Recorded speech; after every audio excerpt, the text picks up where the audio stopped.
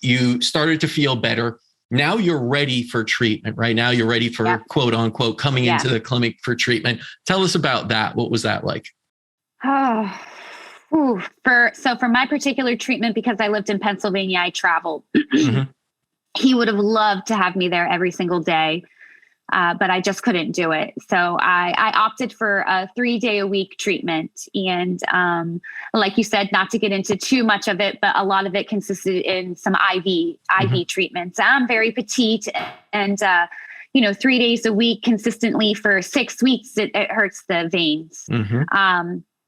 And then the progression of the treatments and the layering on of what we were doing, subtly, I could feel myself just getting worse and worse and worse, to the point where I asked to talk to the doctor, and I don't feel like I'm getting better, and I feel worse. And that's when he was explaining like the layers and how the body is an onion and we're slowly peeling back, and that I just need to just stick with it. You've got this, Heather. Just stick with it. So, I needed, I'd say halfway through it, I needed him to boost me up. I needed him to say that, yes, this still is the right course of treatment for what we saw going on in my blood, and that I was capable. I do think that battle might have been a little egotistical, and not necessarily, because you're having a lot of physical symptoms. I'm progressively, every symptom that I ever had got to its heightened point till one day it's just gone. Mm. And that's what people sometimes don't understand. It's not that it's this linear healing pattern. It is an up and down, although if you were to really look back on the macroscope, not the micro of the bad days, it would be a trending upwards. Even when it's, going down, it's trending upwards. And what were some of the things beyond, let's say, my father or the medical staff boosting you? Were there other, tips or advice you could give people as they start to go into the micro downside?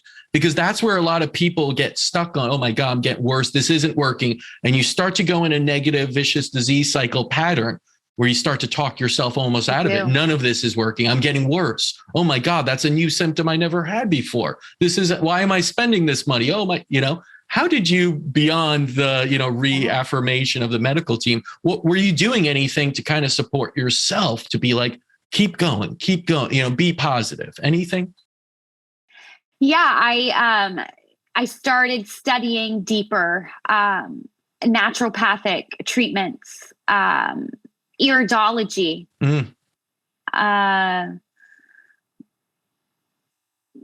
learning how I could use herbs in my own backyard or my own environment. And I think as I was progressing, when I was ready for information, it was coming to me. And in this age of social media, it seemed like when I opened my YouTube up, there would be this 432 hertz healing meditation, or I would get a quick Joe Dispenza burst of a book.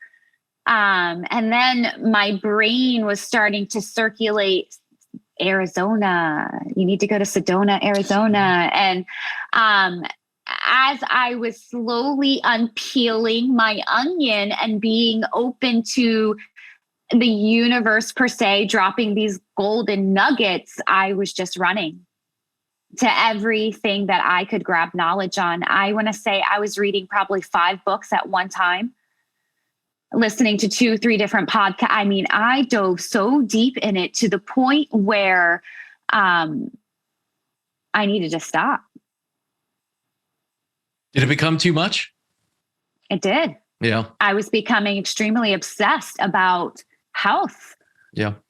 The content of water, air microbials that we're breathing in the restaurants, the door handles going out in public, to the point where I'm working so hard to get my physical terrain so perfect that I don't want it to be altered by the outside world. It was my husband had to be like, okay, calm down. Yeah. Calm down. You can jump down that rabbit hole really quickly, right? And I've seen it. I've seen patients, start with a little understanding of this and that, and come in weeks later with binders full of stuff they found, and showing you one study on and everything, and it turns into a rapid thing where you're staying up late at night, jumping from one thing to the other. And also imposing yourself on others, right? Yeah. Being so excited about this newfound knowledge that anyone that I was seeing living altered, I would jump in, and it wasn't appropriate. Mm-hmm. And I, burnt a few bridges. And that, I would say, in the long run is, yes, I'm blessed with all this knowledge, but I don't need to give it out all at once.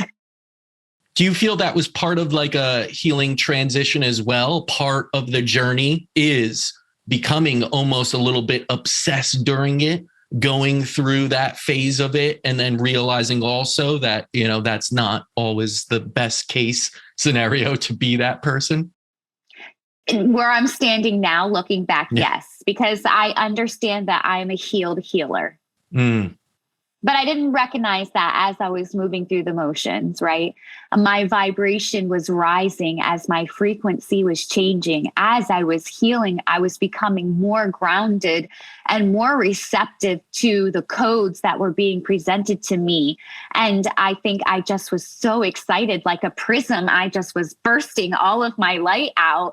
And I think I needed that moment to be like, okay,